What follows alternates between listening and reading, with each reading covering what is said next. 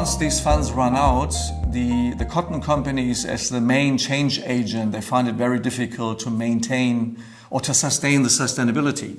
They all have management plans, they all know what to do, they've been trained, but still once the funding ends, they find it very difficult to mobilize their own funds. So this is the main challenge, which ultimately puts into danger the basis, the volumes of sustainable cotton produced here, and also the quality. So what is missing is that funds from the private sector, and private sector meaning the ginners, plus then the retailers and brands, which ultimately market products based on sustainable organic cotton production, channel more funds, more returns to Africa that are invested on level of producers or on level of the textile industry locally.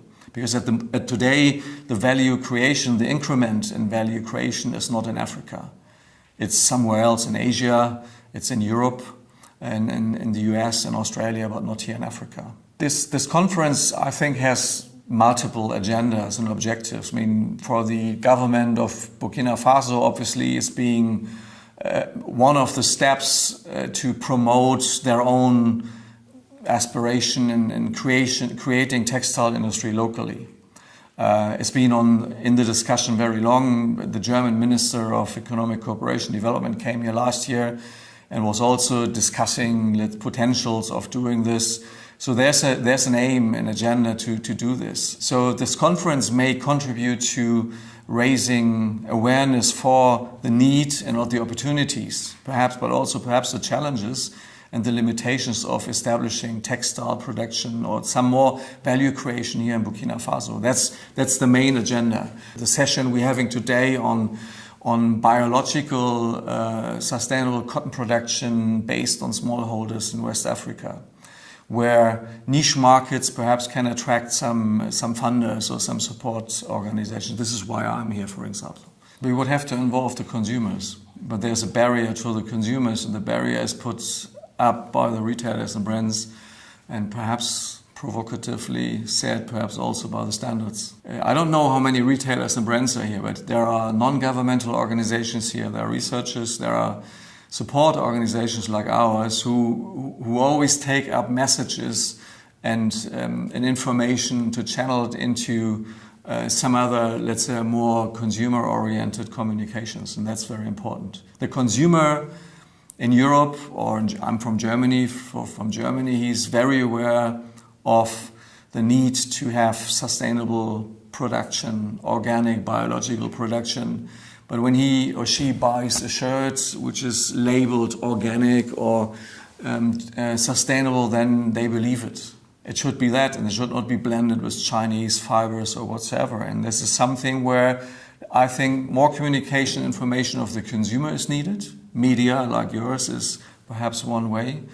And then I think the consumer will exert the necessary pressure on the retailers and brand. The market is the key here. I mean, what we do have to be seen. So these producers or the ginners, they have to have some communication. They have to have some visibility, in conferences like this perhaps contribute to that. We organize stakeholder conferences regionally in Pan-African basis on a regular basis, where the ginners come together, and also textile producers from Africa, and that creates visibility. You have fairs like the Origin Africa, which can provide some visibility to that. So I'd say yes, by continuing doing what we do, but at the same time also using modern media, etc., pp., we can create more awareness. And yes, the market is the key, but market has to be informed, and consumers drive the market in that case. We are talking about sustainable cotton, organic cotton, however it's labeled, is serving a niche market, is serving a small percentage of the general consumer. But at the same time, almost all retailer and brand, all the companies in Germany and in Europe and the Western world have corporate social responsibility agendas, etc. pp. And I think this is something we have to address even more intensively in the future. There's a potential both for serving the local textile needs. home textiles, clothing, etc., pp. But there's also a potential to eventually export and go into, let's say, the more competitive markets. What is missing is that even the simple first step in the textile value chains are hardly found in Africa. Textile mills or spinning mills, you will not find many in Africa. I mean, we talk about small local industry. I think it should be established as close to the cotton production as possible to actually have this, let's say, this effect of creating an economic pole, an economic cluster in these areas. When we have cotton production, you have the gin, you have perhaps a spinning or weaving facility. Maybe you have something else that's coming. This will require investments into the infrastructure, transport, water, electricity.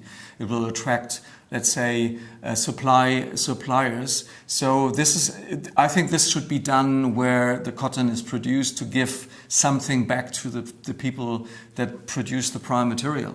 I want to invest into a textile mill or a spinning mill weaving facility in Burkina Faso.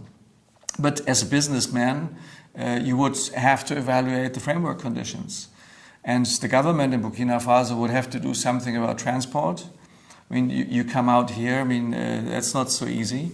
Electricity supply, water supply, labor standards, qualified labor force. These are all factors that you can find today easily as an investor in Turkey and China and Asia, because the government would just, the governments there would just say, okay, we do all this. This we don't have here yet. So, I mean, private sector investment has to go hand in hand with political work and development agenda that is government to government stuff. This takes time, and it's not helpful that governments change or, let's say, instability prevails in some of the countries we're talking about. There's a lot of subsidies going into the sector in terms of entrance, etc., pp. But this benefits largely conventional cotton production. Very little is actually going into niche markets like sustainable cotton production, organic cotton production, which have perhaps sometimes a little bit better marketing perspective and would also have the potential of establishing something locally in terms of industry. The challenge at the moment is the sustainability of the sustainability. I mean, a lot has been invested in the past 10 to 20 years on the normative framework, into the standards. The standards provide a lot of, let's say, intellectual background. They provide marketing channels. They also provide support services for sustainability and economic benefits. But at the same time, not enough funds are coming back from the increment benefit that is created in Europe or elsewhere to the farmers, to the genius here in Africa, to sustain what they have been achieving. What excites me is if I see that there are entrepreneurs in Africa that are willing to create value locally, that are willing to invest into a value chain, not, let's say, only dealing with their prime product or not only trading, but saying, okay, we can do the next step. A lot of these farmers, based on the information they have received, the training they have received, believe in sustainability. They catch the idea. They are under enormous economic pressure, but still they try to maintain these criteria like avoiding pesticides, working with integrated pest management, doing good agricultural practices, sending their children to school instead of letting them work on the fields. This is impressive stuff. When women groups or women entrepreneurs are able to promote themselves to female-headed farm households, if they have a say or they receive specific training from the GINAs, also aided by support organizations. These are the small little things that count, and that could be good storytelling for promoting the issue.